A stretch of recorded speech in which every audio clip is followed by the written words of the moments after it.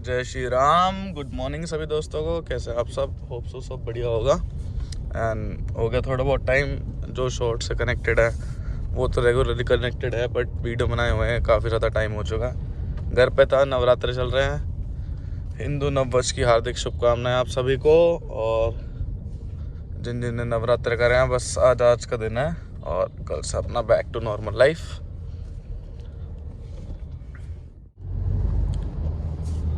जी हाँ दोस्तों, तो हम अपना दिल्ली हाईवे पे चढ़ चुके हैं, गुड़गांव दिल्ली हाईवे पे। और रिसेंटली तो ऐसा सच कुछ है नहीं बात करने लायक। हाँ, बट एक टॉपिक है। एक तो यही नवरात्र चल रहे हैं तो अच्छी बात है, और काफ़ी सारे अलग अलग फेस्टिवल्स भी हैं, तो उनके बारे में इतना मेरे को पता नहीं है। बट नवरात्रों के लिए सबको हार्दिक शुभकामनाएं। एंड रिसेंटली एक डिफेमेशन केस बना है राहुल गांधी के ऊपर। तो हमारा आज का टॉपिक वही होगा कि वो केस है क्या एग्जैक्टली, और कितना जायज़ है, कितना सही है, कितना नहीं है। और इस बारे में बात करेंगे कि पिछले लेस देन अ मंथ के अंदर जो इंडिया की दो मेजर ओपोजिशन पार्टी थी, आम आदमी पार्टी और कांग्रेस, उसके साथ कितनी बुरी हालत हो रखी है। तो साथ में नहीं रही है और आगे बातचीत करते हैं। हाँ जी दोस्तों, यहाँ पे ये देख लो, बीजेपी का ऑफिस है। यहाँ पे क्लियरली दिखेगा नहीं, बट हाँ गुड़गांव में यहाँ पे मोस्टली लोगों को पता होगा कि बीजेपी का ऑफिस है यहाँ पे। तो राहुल गांधी पे रिसेंटली डिफेमेशन का केस लगा है।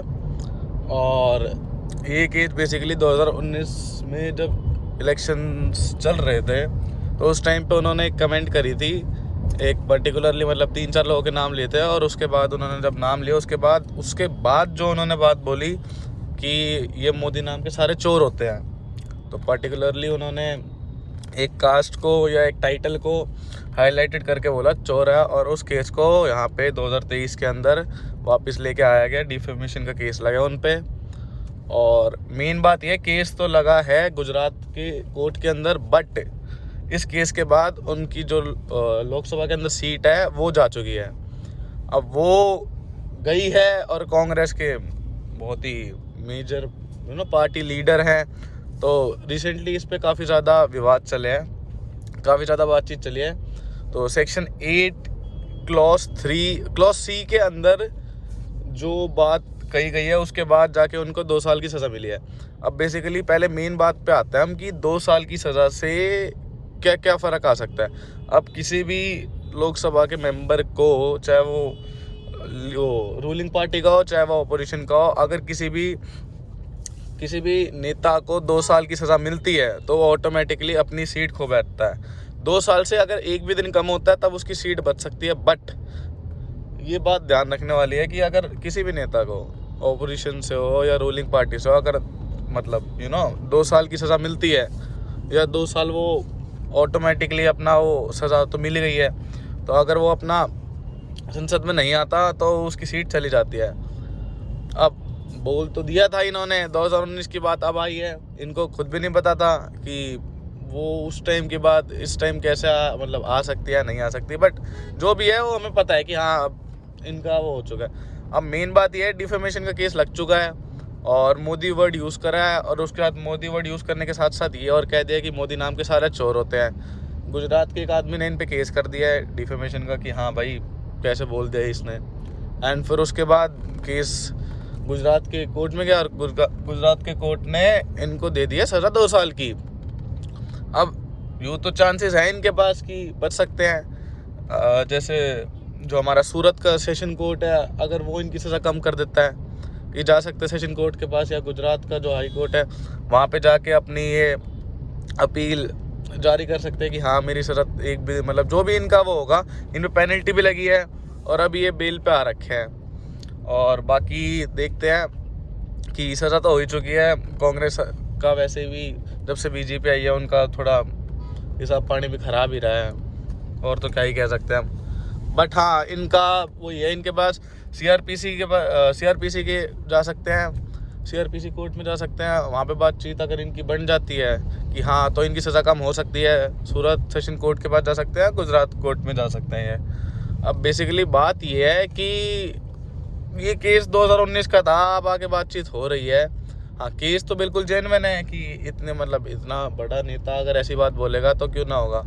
और वैसे हटाने को तो काफ़ी सारे रीजंस होते हैं सरकार के पास कि अगर कोई दल बदल लेता है या मेंटली या फिजिकली अनफिट होता है, और ऐसे बहुत सारे रीजंस होते हैं जब उसको आप एक संसद के आदमी को हटा सकते हैं। बट देखो यार, अब आगे का पता नहीं। राहुल गांधी के पास चांसेस तो है, स्कोप तो है। ऐसी बात नहीं है कि सज़ा मिल चुकी है तो अब इनकी सीट बिल्कुल जा ही चुकी है। इनके पास है थोड़ा बहुत टाइम, और देखते हैं आगे क्या क्या होता है। बाकी एक बार जो सुन रहे हैं, मतलब जो भी जुड़े हुए हैं मेरे साथ, आई गेस बात होनी चाहिए इस बारे में। कमेंट में बताएं यार, जैसे भी आपको ठीक लगे, कि क्या आगे राहुल गांधी की जो इमेज है एज अ पॉलिटिकल लीडर, वो उसमें कुछ बचा है। क्योंकि भारत जोड़ो यात्रा में हमने देखा था कि काफ़ी ज़्यादा पॉपुलैरिटी उन्होंने पाई थी। काफ़ी हद तक एक कांग्रेस की जो इमेज थी उसको ठीक करने के लिए उनका मेन मोटो यही था कि जो पार्टी की इमेज है ग्राउंड लेवल पे, क्योंकि ऐसा पहले कभी देखा नहीं था कि इतना मतलब बड़ा नेता कांग्रेस पार्टी या किसी भी पार्टी का ग्राउंड लेवल पे पूरी भारत, मतलब कश्मीर से कन्याकुमारी कह सकते हैं, कि पैदल पैदल यात्रा कर रहा है। और काफ़ी फ़र्क पड़ा था कांग्रेस की इमेज को लेके जो ग्राउंड लेवल पे थे, क्योंकि कहीं ना कहीं मीडिया एक वन ऑफ द सोर्सेज होता है कि जहाँ से आप इंटरेक्ट कर सकते हो, कि एक पॉलिटिकल लीडर एक नॉर्मल आम जनता से हमसे इंटरेक्शन कर सकता है। वो तो इनके साथ है ही नहीं। और बाकी जो भारत जोड़ो यात्रा थी उसके बाद जब हमें कहीं ना कहीं लग रहा था कि राहुल गांधी की इमेज कहीं ना कहीं सुधर सकती है, सुधरना मतलब एक तरीके से कि हाँ बेटर हो सकती है, कांग्रेस की इमेज एक तरीके से बेटर हो सकती है, उसके बाद अब ये केस आ चुका है। और केस तो क्या है, इनकी पॉलिटिकल करियर ही एक तरीके से ख़त्म हो सकता है, क्योंकि अगले साल इलेक्शन है। अगले साल के तो इलेक्शन ही खैर लड़ ही नहीं सकते, तो अगले साल के इलेक्शन तो छोड़ो, और आगे के इलेक्शंस में भी आई डोंट नो इनके पास अब एक कांग्रेस पार्टी को खुद ना खुद कहीं ना कहीं सोचना पड़ेगा कि अब कौन है बड़ा इनका लीडर। बाकी कोर्ट के ऊपर है कि इनको सज़ा इनकी कम होती है नहीं होती। और मेन बात इसमें यही है कि 2 साल, कोई भी पॉलिटिकल लीडर हो, 2 साल की अगर जिसको सज़ा मिल चुकी है वो तो ऑटोमेटिकली अपनी सीट खो बैठा है। 2 साल से जहाँ पे एक भी दिन कम हो जाता है तो इनकी सीट बचने के चांसेस तो क्या है, तो इनकी सीट बची पड़ी है कि अगर इनको 2 साल से एक भी दिन कम की सज़ा मिल जाए तो इनकी सीट कम्प्लीटली सेफ़ है और इनकी सीट बच जाएगी संसद के अंदर। और बाकी रिसेंटली आपने देखा ही है कि एक तरीके से कह सकते हैं all over India 3 major party जो थी, आम आदमी पार्टी, बीजेपी जो रूलिंग पार्टी है, और कांग्रेस जो काफ़ी टाइम से चलती आ रही है, इंडिपेंडेंस से चलती आ रही है। तो इन 3 पार्टी में से 2 पार्टी का तो रिसेंटली इतने बड़े बड़े खुलासे हो चुके हैं कि हाँ अब एक नॉर्मल आदमी के पास ऑप्शन बचा भी है तो बीजेपी के अलावा आई गेस कहीं नहीं बचा। अगर हम एक पार्टी ऐसी देखें जो आगे आने वाले टाइम में रूल इन द सेंस कि हाँ जो लीड कर सकते हैं इंडिया को डेमोक्रेटिकली, तो वो बीजेपी ही रहेगी। आम आदमी पार्टी के तो 2 मेजर लीडर दिल्ली से ही, जहाँ से उन्होंने शुरुआत करी थी, वहीं से इनका बुरा हाल हो चुका है। और कांग्रेस के भी लीडर का अभी आपको बता ही दिया है, सीट ही खो बैठे हैं, तो पॉलिटिक्स में तो क्या ही आएंगे आगे जाके। बाकी एक बात है कि ऑपोजिशन होनी चाहिए। अब देखते हैं आगे कैसे कैसे बातचीत बनती है। और बाकी आई गेस ऑपोजिशन तो होनी चाहिए, एंड ऑपोजिशन से कहीं ना कहीं एक पार्टी, रूलिंग पार्टी के लिए एक चेक के मतलब कोई चेक करने वाला होना चाहिए।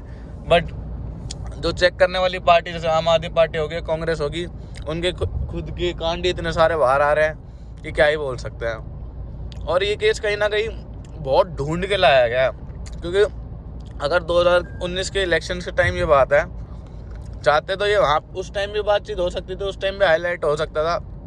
बट उस टाइम का तो हमें पता है एक तरफ की लहर, बीजेपी की लहर ही चल रही थी, उस टाइम तो कोई चांसेस नहीं थे। बट हाँ, अब रिसेंट टाइम में जब भारत जोड़ो यात्रा के बाद जो फ़र्क आया था वो तो कम्प्लीटली अब ख़त्म हो चुका है।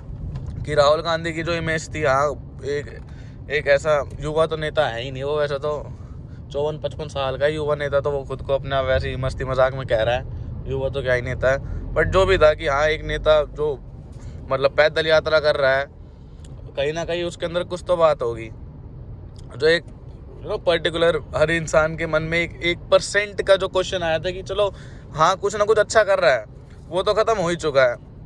बाकी आगे का क्या चलता है वो न्यूज़ में पता ही चल ही जाएगा कि हाँ कोर्ट इसकी सज़ा कम करती है। और जहाँ तक है मेरी पर्सनल ओपिनियन तो क्या, बट जहाँ तक चांसेस दिख रहे हैं वो सज़ा कम होने वाली है नहीं। और रिसेंटली आपने एक और केस सुना होगा, जो लॉरेंस बिश्नोई जो पंजाब साइड के हैं, उन्होंने रिसेंटली जेल के अंदर से इंटरव्यू दिया है, जो कि बहुत बड़ी बात है, क्योंकि जेल के अंदर से लाइव इंटरव्यू देना इज़ लाइक आप कहीं ना कहीं जो वहाँ के जेल के डिपार्टमेंट के आदमी हैं उनके ऊपर एक बहुत बड़ा क्वेश्चन आ जाता है कि चल क्या रहा है। एंड फिर उसके बाद जब पहला इंटरव्यू था तो उसके बाद जो वहाँ के डीजीपी थे यादव जी हैं, उन्होंने एक स्टेटमेंट दी थी कि जब हमारे पास आए, हमारे पास परमानेंट स्टार्टिंग से तो रहा है नहीं, 10 साल से जो वो जेल में है अपना, तो स्टार्टिंग से पंजाब जेल में रहा है नहीं। एंड उन्होंने कुछ पिक्चर्स दिखाई थी कि हाँ जैसे वो आए हैं, मतलब जो पहला इंटरव्यू था उसमें उनके बाल बड़े थे काफ़ी ज़्यादा, और टी शर्ट का रंग था जो मेरे ख्याल में येलो था। और जब डीजीपी ने दिखाया कि हाँ यहाँ पे तो इसके बाल छोटे हैं, और टी शर्ट जब मतलब ये आया था तब इसके पास ऐसे कलर की कोई टी शर्ट नहीं थी, और एक फ़ोटो दिखाई थी ऑरेंज कलर की टी शर्ट है और बाल छोटे हैं, तो ये हमारे यहाँ के जेल की है नहीं। और काफ़ी सारी बातें बोली गई थी अपने मतलब अपने आप के बचाव में। जो पंजाब के डीजीपी है जेल का जो मतलब संभालते हैं, उन्होंने काफ़ी सारी बातें बोली। फिर उसके बाद क्या हुआ, अगले दिन फिर एक और इंटरव्यू लीक हो गया उनका, जिसके अंदर जो फ़ोटो दिखाई थी एग्जैक्टली उसी लुक में थे कि छोटे बाल है, येलो कलर की टी शर्ट पहन रखी है। तो ये भी कहीं ना कहीं एक बहुत ज़्यादा हाईलाइटेड चीज़ रही है कि हाँ एक इतना क्रिमिनल एक तरीके से, हाँ क्रिमिनल तो है ही, गैंगस्टर तो नहीं, क्रिमिनल तो है ही वो, कि सिद्धू मूसेवाले केस में उसका नाम आया था। एंड बाकी काफ़ी सारी चीज़ें थी जिनके अंदर लॉरेंस बिश्नोई का नाम आया है। और सलमान खान को मारने की धमकी तो हमारी साइड वाले को तो बहुत पहले से ही पता है कि हाँ सलमान खान को मारने की धमकी तो दे ही रखी है। मारने की भी धमकी क्या दी है, उनकी अपनी एक पर्टिकुलर बात है, वो उस पर स्टैंड करते हैं कि अगर ऐसी ऐसी बात हो जाती है तो हमारा सलमान खान से कोई मतलब है नहीं, ना किसी फेम के लिए उन्होंने ये सब करा है। बाकी देखते हैं आगे जाके, काफ़ी ज़्यादा इस पर बातचीत हो रही है कि जेल के अंदर से भी अगर किसी को इतनी सारी सुविधाएं मिल रही है कि वो लाइव इंटरव्यू दे रहा है, जहाँ पे खाना पानी भी एक तरीके से लिमिटेड होता है, वहाँ उसको फ़ोन मिल रहा है और वो इंटरव्यू दे रहा है। तो कहीं ना कहीं बहुत बड़ा क्वेश्चन है कि जुडिशरी को लेके कि चल क्या रहा है, जो लॉ को मेंटेन कर रहे हैं उनके लिए बहुत बड़ा क्वेश्चन है कि चल क्या रहा है। और बाकी सारे अमृतपाल वाला केस है, उसको लेके भी काफ़ी ज़्यादा बातचीत हो रही है। तो बस ये आगे जाके देखते हैं क्या क्या होता है। और होप सो आप सब बढ़िया हो, नवरात्र में बढ़िया व्रत जिसके चल रहे हैं उसका तो बस वही है कि हाँ आज का दिन निकल जाए, कल अष्टमी को देख के अपना व्रत खोल लेंगे। बाकी देखते हैं आगे का राहुल गांधी और ये सब केसों में क्या चल रहा है। बाकी सब्सक्राइब कर लेना।